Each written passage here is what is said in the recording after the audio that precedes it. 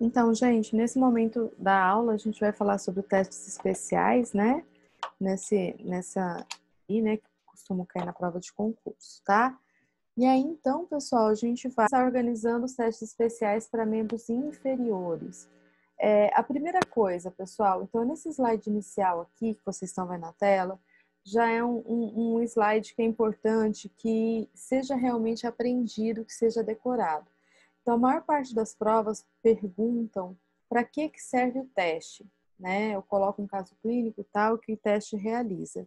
Então, é interessante que a gente tenha esse conhecimento, né, do para que serve esse teste. Algumas provas vão detalhar mais e perguntar como o teste é realizado, tá? Então, também a gente tem toda a descrição aqui de como é realizado, mas essa parte que mostra, né, os testes principais é extremamente importante, então a gente tem que realmente estar por dentro disso, tá? Então, assim, ó, começamos aqui pelos testes de quadril, tá bom? A gente vai ter os testes de Ober, L, Thomas, Patrick ou Faber e Trendelenburg. Esses são os testes principais que a gente tem, então, na articulação do quadril, tá? Bem, vamos já dar uma olhada aqui o que cada um deles investiga. Então, por exemplo, o teste de Ober vai investigar a rigidez no trato iliotibial e no músculo tensor da face lata, tá? O de L, a flexibilidade de reto femoral, ou ELI. O de Thomas, flexibilidade do ilipsoas e reto femoral. O teste de Patrick ou Faber é a triagem para disfunção na articulação sacroiliaca, principalmente, lombar, quadril, espasmo e psoas, mas especialmente sacroiliaca. E de Trendelenburg, músculo glúteo médio, tá? Então, a gente já tem essa primeira característica para a gente pensar, certo? Ober, trato iliotibial, tá na lateral aqui da perna. Eli e Thomas está na parte da frente, reto femoral, ilipsoas e reto. Patrick Faber está ligado à sacroiliaca e Trendelenburg à força do glúteo médio. Esses são os principais, tá? Então, aqui está descrito o teste de Ober, onde o paciente vai ser colocado, como vocês estão vendo ali, em decúbito lateral, certo? E aí, gente, o investigador, ele vai deixar, né, essa perna cair aqui, ou vai levar ela para baixo, e aí, então, o teste é positivo quando não consegue abaixar a perna, indicando, então, que a gente tem aqui uma rigidez, um encurtamento, uma contratura no trato iliotibial, que é aqui dessa lateral, tá? Então, avalia a contratura e encurtamento do trato iliotibial e do músculo tensor da face lata. Teste de L. O teste de L, pessoal, é um teste que vai avaliar a região anterior, né? Então, avalia especificamente a flexibilidade de reto femoral. E a gente está percebendo aqui no teste, ó, é decúbito ventral que o paciente está, e aí o investigador, o terapeuta, vai fazer essa flexão da perna. Quando faz essa flexão da perna, e se o quadril elevar, significa que tem uma dificuldade nessa flexibilidade do reto femoral, ou seja, tem um encurtamento, tá? Então, avalia a flexibilidade do reto. Já o de Thomas, esse aqui é o mais famoso, né? Que a gente vê caindo nas provas, é quando a gente vai fazer avaliar a flexibilidade, tanto do reto quanto do ilho-psoas, tá? E aí, o paciente aqui abraça a perna. O teste alterado vai ter flexão do joelho e flexão do quadril, o que vai indicar, então, esse encurtamento de ilho-psoas, esse encurtamento de reto femoral, certo? Então, esse aqui, ó, é o que eu chamo mais atenção nesse momento, tá? O teste de Patrick Faber, né, ou de Faber, é um teste para triagem de disfunção na articulação sacroiliaca, principalmente. Então, nessa posição que vocês estão vendo, decúbito dorsal, o paciente coloca o pé aqui no joelho, e aí o terapeuta estabiliza a pelve e depois faz essa força para abaixar aqui em relação à maca, né, levar em direção à maca. Positivo, dor ou perda de movimento quando comparado ao outro lado, ou sente dor ou a amplitude é menor. Dor no anterior da virilha pode indicar uma artrite no quadril ou uma patologia de iliopsoas. Dor no quadril posteriormente à patologia sacroiliaca. Então, verifica-se muitas vezes essa alteração na articulação sacroiliaca. E o teste de Trendelenburg, gente, a gente fala bastante desse teste, ele é um teste importante, então é outro que eu destaco aqui. Paciente em apoio unipodal, a gente vai verificar a estabilidade pélvica. Se no apoio unipodal a pelve inclinar, o teste é positivo. Indica o quê? Que o músculo glúteo médio, do lado que está fazendo o teste, está com fraqueza, tá? Então, especialmente aqui, glúteo médio. Beleza? Então, gente, ó, esses testes são testes importantes. Vamos lá. Ober tá na lateral. Eli Thomas na frente. Reto femoral, ilipsoas e reto femoral, tá? Aí a gente tem um posterior, que é o de Patrick Faber, que é o da sacroiliaca, e o teste de Trendelenburg de glúteo médio, beleza? Agora, na sequência, a gente tem os principais testes que estão relacionados à articulação do joelho e do pé. Então, aqui a gente já vai ter uma separação maior, tá? Na verdade, aqui está destacado bem os do joelho, tá, pessoal? Então, teste de alinhamento fêmuro-patelar, a gente tem o ângulo Q e o teste de Apley. Para menisco, o teste... Ai, desculpa. Vamos de novo. Alinhamento fêmuro-patelar, aqui o ângulo Q. Menisco, Apley, McMurray e Pai. LCA, Lachman, gaveta anterior e pivô shift são os principais. E cruzado posterior, gaveta posterior e Godfrey, tá? Então, aqui também testes importantes que a gente tem na articulação do joelho, tá? Vamos ver como que eles vão fazer. Alinhamento fêmuro-patelar, medida do ângulo Q. Então, como que é feito esse ângulo, pessoal? Aqui, a partir da espinha ilíaca anterosuperior, vai passar uma reta, como vocês estão vendo aqui. Nem vou tentar passar uma reta aqui que eu vou atrapalhar, né? E a outra reta, ela é passada aqui pelo meio da patela. E aí, quando faz essa medida, então, a gente verifica que forma-se um ângulo. Esse ângulo é o ângulo Q, tá? Os valores normais são, gente, para homens 13 graus, para mulheres 18 graus em média, tá? E aí o que vai acontecer? Se esse ângulo Q, né? Se a gente tiver, por exemplo, um fêmur que está mais inclinado aqui, esse ângulo Q, ele vai estar menor, tá? Então, o ângulo Q menor, ele vai indicar uma tendência pro valgo. Lembra que o valgo é quando o joelho aproxima assim? Se o ângulo Q está aumentado, ele indica uma tendência para o varo, que é quando ele está afastado, tá? Então, só para a gente entender como é que funciona, mas procura-se ver esse alinhamento da patela, se ela vai estar mais tendendo para medial ou para lateral, tá? Menisco, pessoal. Então, vamos lá. Quais são os testes de menisco mesmo? São os testes de Aplin, McMurray e Pai, certo? Certo. Então, teste de Apley, tá? No teste de Apley, o paciente aqui em decúbito ventral, e aí, então, é feito, né, pelo terapeuta, estabiliza a perna, roda para um lado e depois faz a compressão, roda para o outro, faz a compressão e verifica se o paciente tem dor, tá? Então, é o que está explicando aqui para gente. Quando rodar, pessoal, para medial e comprimir, o paciente teve dor, indica alteração no menisco medial. Se for no lateral, né, do outro lado, indica lesão no menisco lateral, tá? Quando roda a perna para medial ou para lateral. O teste de Pai é um teste que a gente pode ver que o paciente deve ficar nessa posição aqui do índio, que avalia se há ruptura, especialmente no menisco medial. Então, é solicitado que o paciente assuma essa posição, sente nessa posição, e aí, se o paciente não conseguir fazer ou sentir uma dor muito grande, indica essa lesão no menisco medial. E depois a gente tem o teste de McMurray, esse aqui é mais famoso, tá? Que a gente tem, ele é mais conhecido, mais aplicado, cai mais nas provas de concurso. E nesse teste aqui, então, vai diagnosticar a lesão no corno posterior do menisco medial. Lesões do menisco lateral também pode causar dor no teste.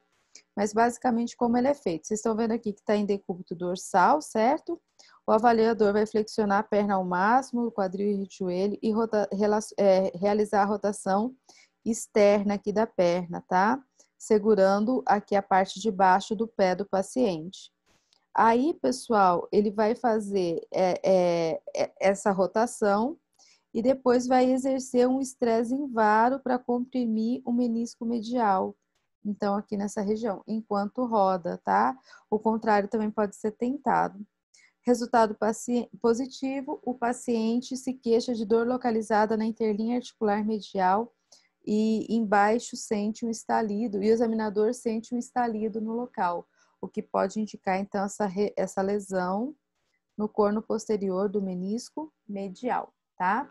Agora, desses aqui que a gente falou até agora, pessoal, o que mais cai em prova de concurso, eu vou só voltar aqui para chamar a atenção, é a medida do ângulo Q, desse alinhamento femoral, tá bom? Bem, então agora a gente vai entrar nos testes do... Ai, saiu do lugar aqui. Do ligamento cruzado anterior. Esses aqui eu tenho que decorar, não tem jeito, tá?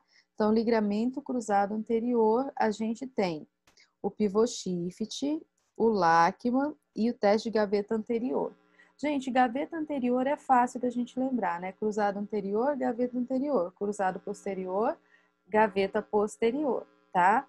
Então, a gente tem que fazer um esforço sempre relacionar também com o cruzado anterior, o Lachman, tá bom? E o pivô shift, tá? Então, fazer um esforço aí, pensar no macetezinho, esses testes são testes importantes que a gente tem.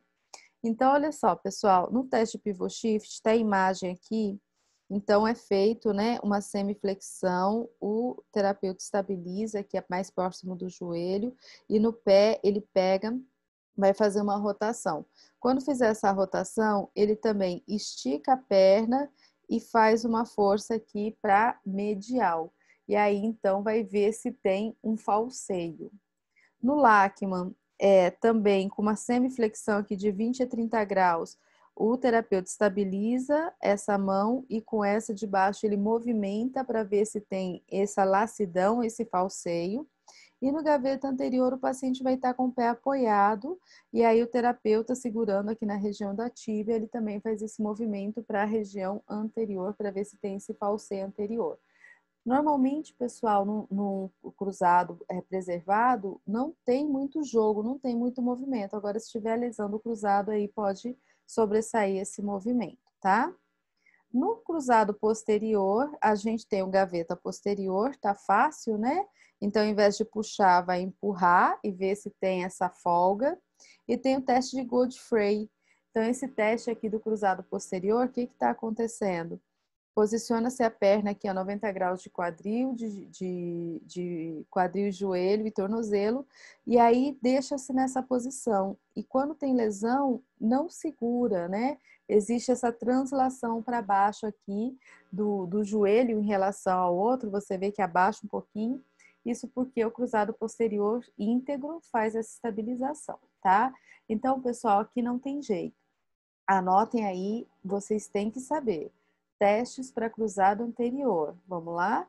Gaveta anterior, tá fácil. Lachman, pivô shift, tá? Especialmente gaveta anterior e Lachman são os que mais caem. Cruzado posterior, a gente tem gaveta posterior e Godfrey. Se a gente for comparar um com o outro, pessoal, gaveta anterior, né, cruzado anterior cai disparado muito mais do que o cruzado posterior, tá? A gente tem o teste também de patela, que é o teste de Dreyer, que vai elevar a perna ativamente. Se o paciente é incapaz, o examinador estabiliza com as mãos o tendão no quadríceps, tá? Positivo, o paciente consegue elevar a perna com a estabilização e pode ser uma forma de avaliar uma suspeita de fratura patelar. Então, se o paciente não conseguir levar, pessoal, ou, né, se só conseguir levar quando o terapeuta, né, o examinador estabilizou, o teste é positivo. E de Zoller vai fazer a pressão na patela em direção distal, tá? E aí pede para o paciente contrair ativamente o quadríceps. É positivo se o paciente sentir dor, indicativo de condromalácia patelar sintomática. E também, gente, esse teste pode ser conhecido como teste de apreensão, né? Às vezes o paciente ele fala, não vou fazer, não vou contrair o quadríceps por conta dessa dor que ele pode apresentar, tá? Aqui tem um pouquinho de mudanças em relação a esse teste, então fazendo, né, com diferentes graus, mas pessoal, isso aqui dificilmente cai nas provas, tá só mais por curiosidade para vocês, tá? E aqui já aparecendo, embora não tinha surgido ali na frente, o teste de Thompson. Eu acho que naquela figura onde estavam os testes de joelho e tornozelo, eu acabei cortando a parte de baixo. Mas esse aqui, pessoal, no pé, né? É o teste que mais cai nas provas. Então, não posso esquecer esse aqui de maneira alguma. O teste de Thompson, ela avalia o quê? Avalia a ruptura do tendão calcâneo, tá? Muito simples. Paciente decúbito dorsal, decúbito ventral, o pezinho para fora da maca. Faça a compressão aqui do gastrocnêmio. Quando eu faço a compressão, normalmente ocorre a plante. Se eu fizer a compressão e não ocorrer a plante, então significa que tem uma lesão. Normalmente o teste de Thompson, ele demonstra para a gente uma lesão completa aqui no tendão calcâneo, tá? E aqui também tem um outro teste, que é o teste de Kliger, que avalia o ligamento deltoide, que está aqui na parte lateral. Então, o terapeuta vai estabilizar e ele vai fazer essa tração para o lado de fora. Quando ele fizer isso, o resultado vai ser positivo se tiver essa dor na região medial e lateral do tornozelo, com possível deslocamento do talos a partir do maléolo medial. Então, vai sugerir essa ruptura do ligamento deltoide, que é o ligamento que estabiliza o tornozelo.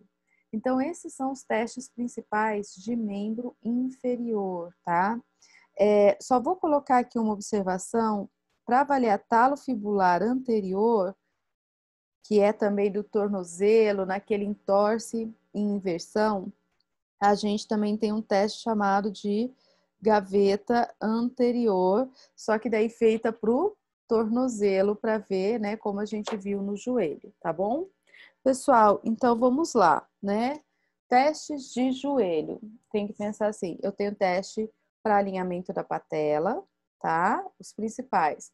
Eu tenho teste para menisco, eu tenho teste para ligamento cruzado anterior, cruzado posterior. Esses são os principais. Passei alguns outros para vocês, mas esses são os principais. Então, vamos lá, gente. Alinhamento da patela. Medida do ângulo Q, certo? Menisco. Menisco a gente tem o McMurray, o Pair e o Diapley. Cruzado anterior, Lachman, pivot shift e gaveta anterior. Cruzado posterior, gaveta posterior e Godfrey, tá? Aí, então, pessoal, esses são os principais envolvendo o joelho, tá bom? Tem outros aqui, como eu disse para vocês. Pé.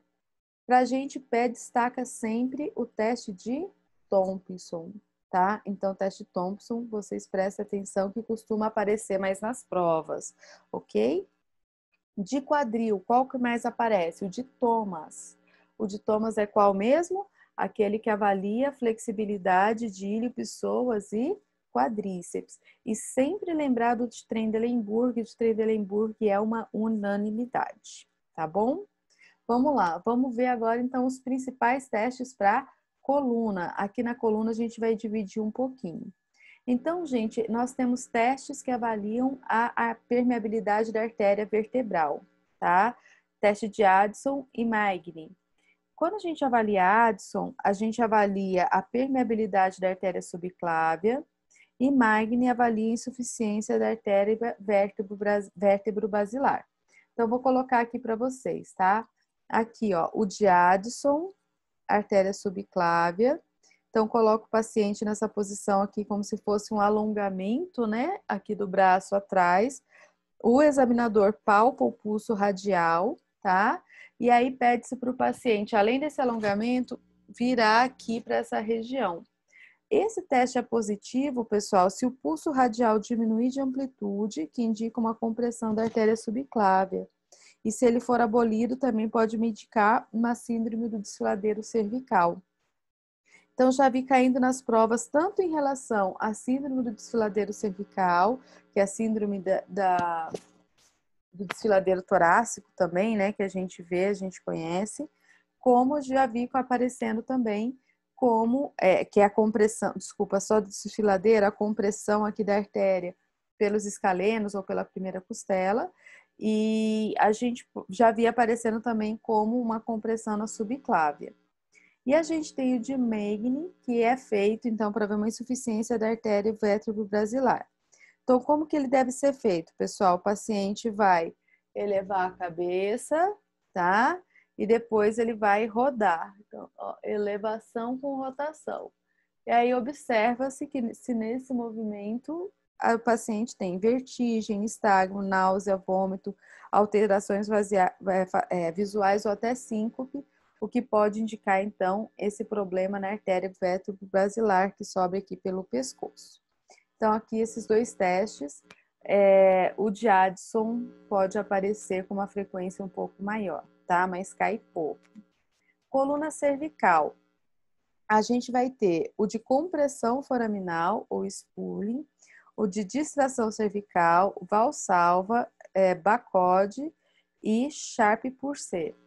Como que são esses testes, pessoal? Então, assim, o spooling, teste provocativo para radiculopatia cervical, tá? Distração, a resposta é positiva quando há redução dos sintomas de dor cervical ou de radiação. Valsalva vai detectar lesões que possam estar comprimindo a medula. Badoc avalia a presença de sintomas radiculares, especialmente nas raízes C4 e C5. E Sharp por C avalia a integridade do ligamento transversal ou uma instabilidade da coluna cervical superior. Então, vamos dar uma olhadinha aqui como que funciona, tá?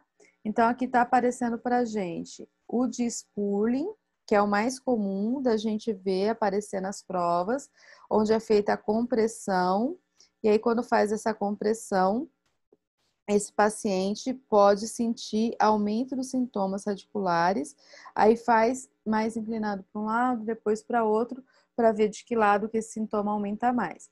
Então, esse teste vai indicar realmente que pode haver uma compressão radicular, tá? Uma variação, pessoal, estou colocando aqui a compressão de Jackson, cai muito pouco na prova, onde associa com a rotação. O de distração já é quando faz essa tensão, ó. Daí, quando tensiona, alivia os sintomas. Quando comprime, aumenta. Quando tensiona, alivia. Normalmente, isso vai indicar, então, que se está vendo essa compressão, né? Essa questão radicular, tá? O de Valsalva, pessoal, pede para a pessoa fazer a manobra de Valsalva, que é aumentar a pressão, né? Fazer essa respiração, aumentando a pressão, que muitas vezes a gente sente aqui aumentar no ouvido também. E aí verifica-se se esse paciente tem algum sintoma de aumento de dor e assim por diante. Se ele sentir aumento da dor, pode indicar que então está tendo uma compressão da medula, não uma compressão da raiz.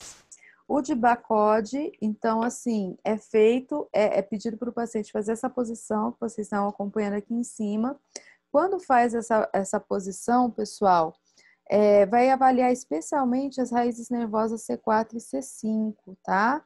E aí, os sintomas diminuem, pode indicar uma compressão extradural, cervical, ou sintomas aumentam, a gente pode então ter, né, uma suspeita de pressão aqui no triângulo do escaleno, tá? Então, a gente pode ter os sintomas diminuindo ou aumentando. Nunca vi cair em prova de concurso, tá aqui para vocês conhecerem um teste a mais, mas não vi caindo em provas, tá? Sharp por C, avalia a integridade do ligamento transverso e instabilidade na coluna cervical superior. Ligamento transverso, pessoal, então ele estabiliza as vértebras, né, para que não haja nenhum tipo de deslizamento. Aqui está mostrando, né, como que é feita a posição da cabeça inclinada para frente, o terapeuta vai posicionar aqui, estabilizar, e aí com o polegar ele vai fazer pressão ali na região, tá? Especialmente ele vai fazer essa pressão no processo espinhoso de C2, tá? Se for positivo, houve-se uma pancada, um estralo e presume que tem uma translação excessiva em relação ao atlas. Então, para ver bem essa instabilidade atlanto-axial. E aqui, então, a gente viu os principais testes cervical. Gente, dos principais testes de cervical, o que mais costuma cair são os de compressão e de distração, tá? Então, realmente, são os testes que a gente costuma ver mais. E o teste de Addison, que é aquele aqui, né, da artéria subclávia, relacionado ao desfiladeiro torácico. Aí a gente chega para a torácica, na coluna torácica, a gente tem 3 testes que podem aparecer. O teste de Adams, o de Beaver e de Chelpman. O teste de Adams, pessoal, ele é o que é mais famoso, tá? Ele é usado justamente para verificar a presença de gibosidade, que indica para a gente aquela escoliose. Então, é muito característico quando a pessoa tem escoliose, uma escoliose nessa região torácica, né? Então, a gibosidade é aumentar. Basicamente, o paciente vai inclinar para frente, né, pessoal? Levar a mão como se fosse em direção ao pé e aí ver esse aumento do relevo. Esse é o que mais cai. O teste de Beaver, ele é avaliado no umbigo, tá? Então, pega-se, né, um instrumento e aí você faz um estímulo para cima, para baixo e vê se a cicatriz umbilical desvia para cima ou para baixo, né? Ou para a direção que você está levando. Esse teste aqui, gente, ele está muito ligado à confirmação, né? À avaliação da lesão medular nível T10. Por quê? O paciente nível T10, ele tem abdominal superior aqui preservado, mas ele não tem abdominal inferior. Então, o teste de Beaver é positivo quando você faz o estímulo para cima e o umbigo vai para cima, mas você faz o estímulo para baixo, o umbigo não vai para baixo, porque não tem esse abdominal para fazer, né, esse movimento. Então, aí é considerado Beaver positivo e indica para gente uma lesão medular no nível D10, tá? E aqui no teste de Chelpman, é um teste que é feito para ver a flexibilidade dessa região torácica para um lado e para o outro e avalia-se se tem alteração dessa flexibilidade. Também aparece muito pouco nas provas. O teste de Adams é o que aparece mais entre esses 3. E depois a gente chega aos testes de lombar, na região lombar. Aqui a gente vai ter alguns que aparecem com uma frequência maior. Então, LASEG, o índice de Schober, o Slump teste e Milgram, tá? Então, LASEG, avalia dor lombar associada a ciatalgia, seja compressiva ou inflamatória. Schober, avalia limitações de flexão da coluna lombar, limitações de flexibilidade. Slump, avalia a mobilidade das estruturas sensíveis à dor no canal medular. E o Milgram avalia a força dos músculos abdominais, tá? Então, desses aqui, pessoal, o que eu mais vejo caindo é LASEG e Schober. Vamos dar uma olhadinha. Teste de LASEG é esse famoso aqui. Normalmente, vou corrigir aqui, ó, que é 30 a 40 graus, tá? Então, é feita a elevação da perna, o terapeuta eleva a perna do paciente e se em torno de 30 a 40 graus esse paciente já sente o sinal aumentado aqui da lombociatalgia dele, indica que pode haver essa compressão, né, da raiz nervosa ligada a essa região. Então, especialmente as raízes L5 e S1, tá? O teste de Schober é um teste de mobilidade. Então, inicialmente, a gente faz uma marquinha aqui, bem na região ali, entre a lombar e o sacro, e mede 10 centímetros para cima, tá? Com uma régua, faz a marquinha. Aí você mede, com a régua não, com uma fita métrica, né? Aí a gente pede para o paciente inclinar para frente e faz novamente essa medida e verifica, né, se essa distância aumentou, quanto aumentou, tá? Então, se aumentar, né, menos que 14 centímetros, indica que está tendo aí uma perda de mobilidade na região lombar, tá? Então, esses aqui são os testes de lombar, são os testes que mais aparecem nas provas, ok? Aqui a gente tem o Slump Test, que é um teste muito ligado, pessoal, um teste de tensão neural realmente.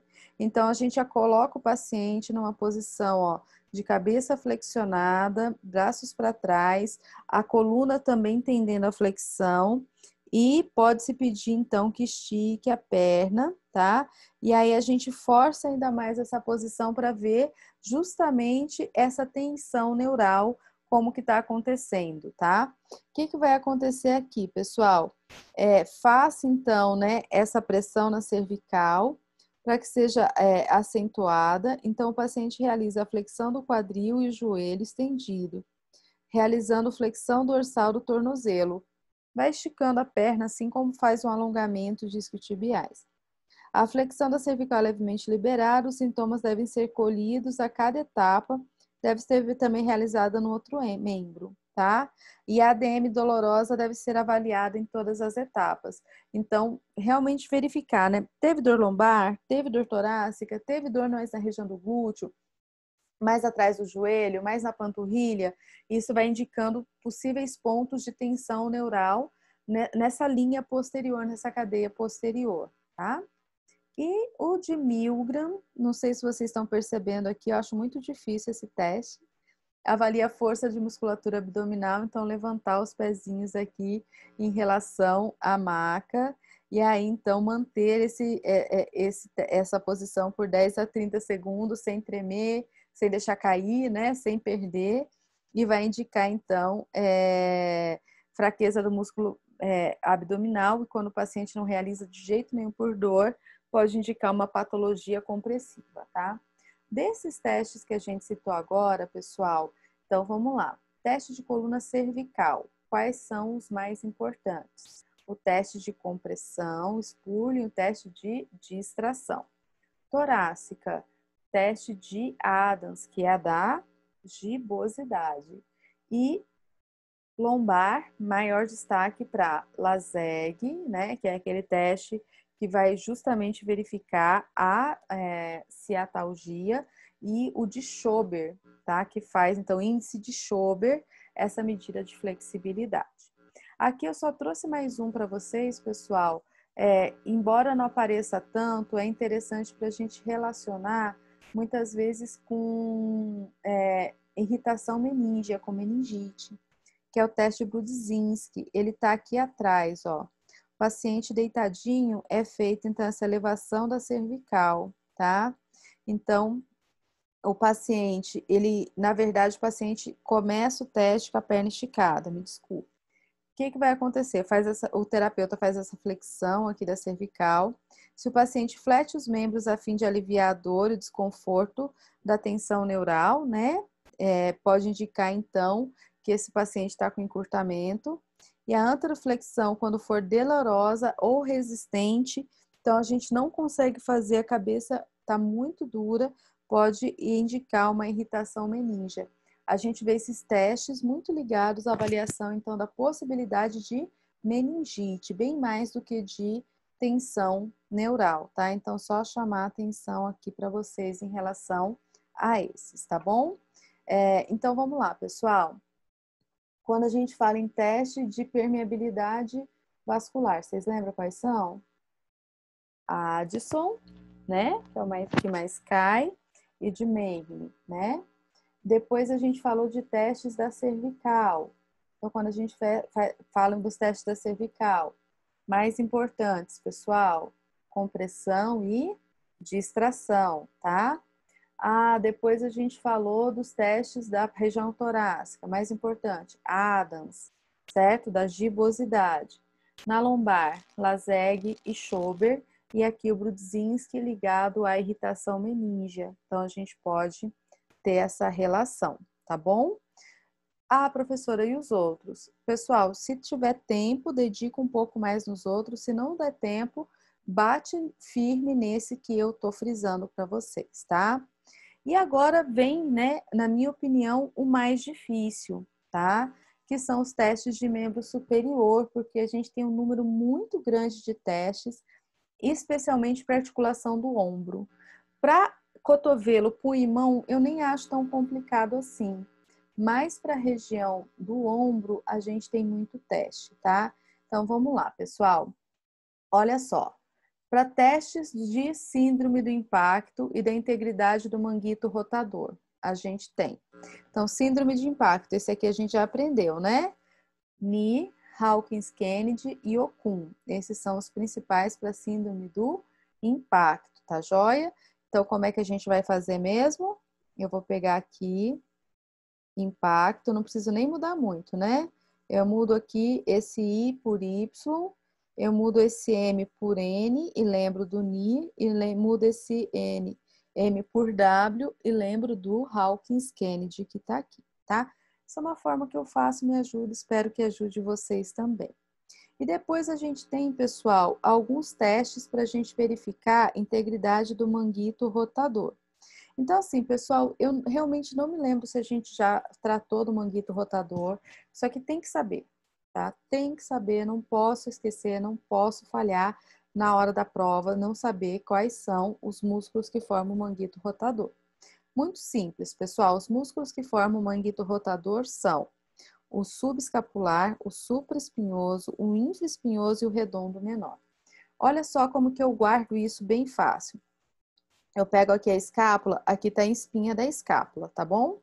Então, em cima da espinha da escápula, eu tenho o supraespinhal, em cima da espinha. Embaixo da espinha da escápula, eu tenho infraespinhal. Aqui dentro, atrás da escápula, eu tenho o subescapular. E aí, vocês enfiam o redondo menor aí de alguma forma, não esqueçam, tá? Manguito rotador, gente, são os menores, ó, redondo menor e infraespinhoso. Então, eu associo assim, infra com menor, né? Infra parece uma coisa a menos, né? Então, não esqueça. Normalmente, a banca coloca esses três da escápula, que são fáceis, né? Você lembra da escápula, o que está em cima da espinha, o que está embaixo da espinha e o que está dentro da escápula. Fechou. E aí, é no redondo menor que a banca tenta pegar a gente, tá? Então, tem que deixar aí. Associa o infra com o menor, faz alguma coisa para vocês não esquecerem. A banca coloca redondo maior, coloca deltoide, coloca bíceps braquial, cabeça longa do bíceps, coloca um monte de coisa, tá? Então, aqui chamando bastante atenção para vocês, ok? Então, aqui, pessoal, do manguito rotador, a gente tem a teste de queda do braço de Codman, já vou mostrar, lesões do manguito rotador. O teste de Pater, que é específico para infra. O de Gerber, que é específico para sub. E o de Job para supraespinhal, tá? Então, assim, gente, uma coisa que eu sempre penso é o seguinte, né? Qual que é desses músculos, qual que é o músculo que costuma cair mais na prova? O músculo que, assim, vira e mexe a gente ouve falar mais. É o supra, não é? Podem concordar comigo aí, porque é o supra sim, tá? Sabe como é que eu faço para lembrar esse teste aqui? Eu faço uma relação, né? Com esse supra, né? O máximo que a gente tem. Eu faço a relação, é meio besta, mas vamos lá. Eu faço a relação com o Steve Jobs, que fez, assim, o celular que todo mundo quer ter. Você pode até não ter um Apple, tá? Pode até não gostar, mas, gente, iPhone e assim por diante, tá? Então, Steve Jobs, né? Eu lembro do Supra, tipo Supra máximo, né? E aqui a gente já ganha um pouquinho mais de memória aí, que facilita. A gente já gravou esses aqui do impacto, certo? Já gravou, fechou, tá? Esse aqui eu não erro mais. E aí vocês fecham então com o de Job. Lembrando que o que mais cai em prova de concurso é o de Job, tá? O teste de Job é o que mais cai em prova de concurso. Então, lembra disso, né? É o que a gente mais quer e assim por diante. Agora aqui, pessoal, a gente tem que decorar, tá? Então, aqui, infraespinhal, PAT, ver se vocês conseguem uma relação. Nunca encontrei uma relação muito boa. E o subescapular, Gerber, tá? Mas é bom a gente ter isso na cabeça. Aqui, na sequência, a gente vai ter toda a explicação dos testes, tá? Que avaliam, então, essa questão do impacto. Eu vou pedir para vocês fazerem uma leitura detalhada disso na sequência. Aqui, se a gente ficar, né, falando muito, a gente não vai conseguir pegar, tá? Então, a gente tem aqui o de NIR, tá? Mas vocês veem que o movimento, gente, geralmente vai levar para essa questão do impacto, né? Da compressão das estruturas do ombro. A gente tem aqui o Diokun, tá? Onde a gente vai ter o bracinho aqui na lateral. E aí também essa movimentação, quando a gente vai realizar, né? O terapeuta vai fazer a força para baixar, para movimentar, para subir, e o paciente faz a força para manter aqui.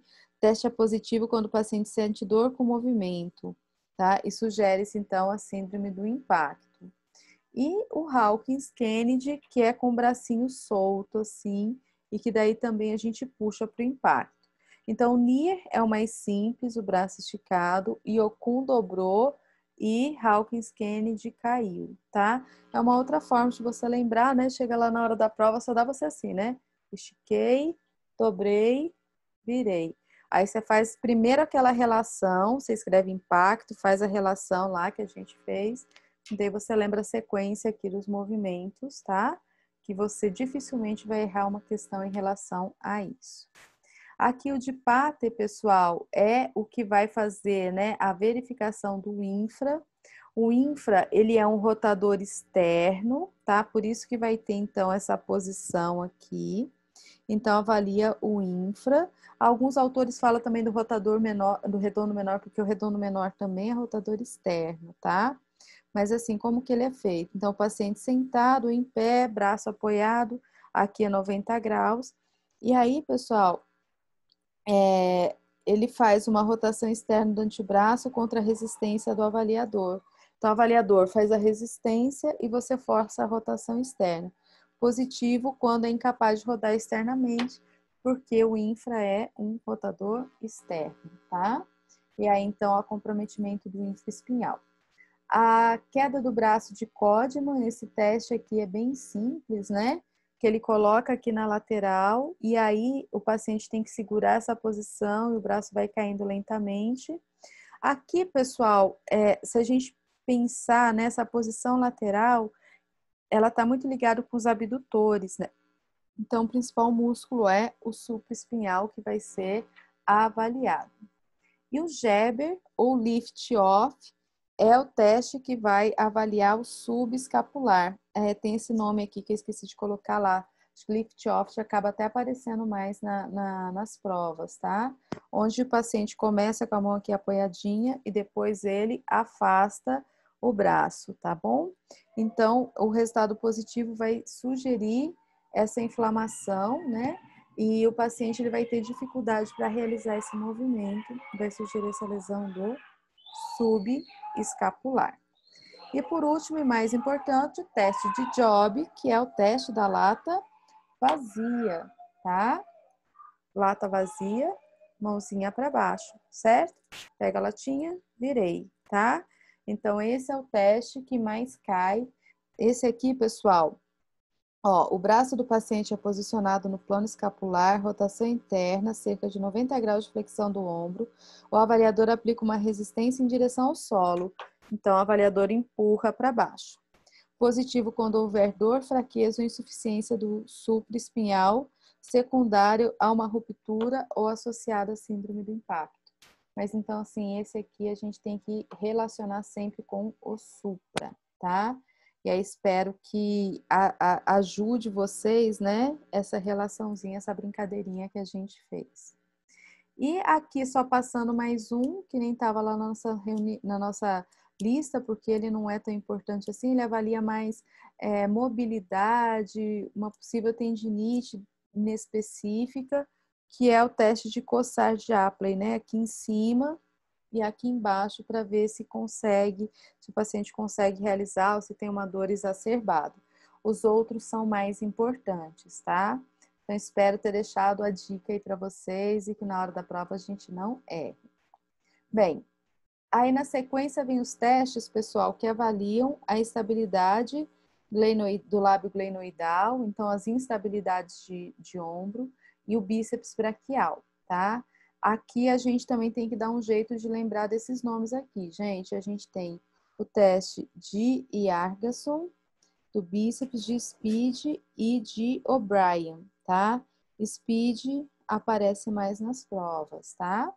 Aqui passando, então, esse aqui eu não tenho uma dica, pessoal, vocês vão ter que pensar aí numa dica, tá? Teste de O'Brien, avalia a ruptura do lábio glenoidal, tá? Então, o braço do paciente aduzido a 10 graus na frente do tórax, com o ombro flexionado a 90, rotação interna. O avaliador coloca a resistência descendente no braço distal. Na segunda parte do teste é repetido na mesma forma, porém o braço é posicionado em rotação externa máxima. Então, inicialmente rotação interna, depois em rotação externa. Resultado positivo. Na ruptura do lábio glenoidal, se houver dor dentro do ombro, na flexão resistida, que é aliviada com a rotação externa. Se a dor estiver localizada na articulação acromoclavicular, na primeira posição do teste, diminuída, eliminada na segunda, a disfunção é nessa articulação.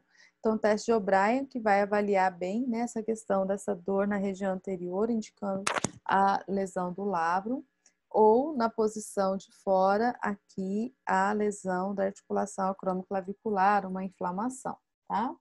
O teste de Speed ou Palm Up indica a ruptura do lábio superior e alguns autores falam do tendão do bíceps, da cabeça longa, tá? Então, o paciente é posicionado, como vocês estão vendo aqui, ó, com a mãozinha viradinha para cima. A resistência manual contra a elevação do ombro e flexão do cotovelo é feito pelo avaliador. Então, esse teste ele tensiona bastante o bíceps. Se o paciente tiver dor localizada no sulco occipital ou dor profunda dentro do ombro, pode indicar, então, essa tendinite do bíceps braquial, tá? E o teste de Yargason, que vai ser, então, um teste onde a gente vai fazer. O paciente vai ficar nessa posição, né? Onde ele vai estar com a flexão aqui do cotovelo, certo? E aí, o paciente vai avaliar o tendão do bíceps braquial. Então, paciente, 90 graus de flexão de cotovelo, supina o antebraço e roda externamente contra a resistência manual aplicada. Então, ele tem que supinar, né? Rodar externo. Então, supinou, virou a mão para cima e rodou externo, trouxe para fora e o terapeuta faz a resistência. Então, o paciente pode sentir dor na região do sulco bicipital. Em caso de ruptura da cabeça do bíceps, pode visualizar o sinal de Rutter, que é esse aumento aqui de volume que indica, inclusive, que é chamado sinal de Popeye, né? Que indica, então, que o bíceps está rompido porque ele gruda tudo ali, a cabeça longa, né? Está rompida porque junta tudo ali naquela região, tá? Então, pessoal, vamos lá, ó. O'Brien, tá? Labrum, ok? Speed, bíceps e Yargason, bíceps, tá? A gente também tem o teste de apreensão, isso aqui é horrível para quem tem a lesão do lábio anterior, porque a hora que coloca aqui, a tendência que dá, gente, é que esse lábio vai sair do lugar, que o ombro vai sair do lugar, tá? Então, às vezes tem só apreensão do movimento, o examinador nem precisa forçar, e aí o paciente já sente aquele medo, aquela tensão de ter uma lesão, né, de provocar essa lesão, tá? Um outro teste de instabilidade é o de Rockwood. É parecida aqui a posição, né? A posição é bem parecida, só que aqui no teste da apreensão, ele tá deitadinho, e no Rockwood ele tá aqui, mas sem deitar, e é feito em diferentes posições, tá, gente? Então começa a 45 graus, sobe a 90, depois sobe a 120, cada vez que vai subindo, essa instabilidade vai aumentando, a dor vai aumentando e pode indicar, então, essa instabilidade anterior, tá? Então, aqui a gente tem um resuminho disso tudo, pessoal. Vamos lá, tá? Lábio glenoidal, Speed, testa tanto o labrum como o tendão do bíceps, mais o tendão do bíceps. Impacto, Ni, Hawkins e Okun. Instabilidade, apreensão e Rockwood. E aí a gente tem Yargason, que avalia o tendão do bíceps braquial, porção longa, com sinal de Rutter. E o teste de coçar de Apley, que pode indicar uma degeneração no manguito rotador, né? Que é aquele que a gente fez aqui. Aqui não tem jeito, pessoal, todos caem muito, então tentem encontrar o melhor caminho, né? Eu passei para vocês alguns caminhos que eu utilizo e que me ajudam, e alguns outros realmente a gente tem que forçar mesmo e guardar as informações, tá? Para que a gente possa fazer uma prova boa, procure estabelecer aí algum tipo de ligação, como eu mostrei para vocês, que fica mais fácil. E para finalizar, a gente tem os testes de cotovelo, antebraço, punho e mão, tá? Então, os principais testes que a gente tem é o Filkstein, que avalia Deckervine, compressão do nervo medial, Fallen, Tinel e Fallen invertido, Fallen, Tinel, Fallen invertido, epicondilite lateral, Cosen e Mil. E daí tem o teste de Allen, que vai ver a permeabilidade dos vasos da mão, e o teste da compressão do canal de Guyon, que avalia se há compressão nessa região aqui, né? Por onde vai, de Guion, desculpa, por onde vai passar o nervo ulnar. Aqui muito fácil, pessoal, Filkstein, tranquilo. Mão aberta, começa, fecha o dedo, fecha a mão e desvia aqui para baixo, força esse desvio para baixo, tá? E aí o paciente sente muita dor. Sugestivo de Deckervine. Os 3 testes do mediano, Fallen invertido e Tinel, permanecer na posição aqui, né, no teste de Fallen por 1 minuto. Se o paciente sentir formigamento, aumento da dor, muito, né, muita sensação, às vezes de sudorese, incômodo, indica que tem essa compressão. E também no Tinel, você vai fazer essa percussão bem nessa região do túnel do carpo, onde passa o mediano, e aí muitas vezes a gente indica essa dor em choque aqui pela mão, tá? A gente tem Cosen e Mil. Cosen, pessoal, vai fazer uma resistência aqui para o paciente estender, e daí vai 2 extensores, epicondilite lateral. Mil, você vai fazer um alongamento, como se fosse um alongamento forçado, e também tem a dor, né? Aí muitas vezes o aluno pergunta, professora, e a epicondilite medial? A gente tem um teste também, gente, do cotovelo do golfista, que é parecido com Cosen aqui, só que é inflexão, né? Então, Cosen, extensão, cotovelo de golfista, inflexão. Esse é o nome que eu encontrei, não encontrei com algum outro nome especial, não. E finalizando já, a gente tem o teste de Allen, que é aquele de permeabilidade, onde a gente faz a compressão, então, das artérias aqui na região ulnar, né, e na região radial. A hora que a gente faz a compressão direitinho dessas artérias, costuma diminuir a permeabilidade, a mão tende a ficar mais esbranquiçada. A hora que você solta, então, rapidamente volta essa coloração para a mão, tá? Esses aqui, gente, não tem jeito, né? Tem que saber agora, assim, os que mais caem mesmo é Filkstein e os testes do síndrome do túnel do carpo, que é o Fallen invertido e Tinel, tá? Então, aqui a gente tem, né, uma gama bem ampla de testes, são muito importantes. A gente tem outros testes, tem mais? Tem, mas esses aqui é os que mais caem. E eu, pessoalmente, acho mais difíceis do ombro, então eu dedicaria um tempo maior aos do ombro, tá? Mas ao longo da aula a gente foi destacando, você falou assim, professora, mas no ombro você não destacou. Gente, eu não me arrisco a destacar no ombro, porque todos caem. O único que eu falo assim, um a mais é o job, tá? Ou lata vazia. Então, a única forma que eu arrisco é falar. Se vocês procurarem teste de job, caiu em todas as últimas provas de concurso, tá? Então, cai bastante, é importante saber, tá bom? Então, a gente vai encerrando por aqui, pessoal.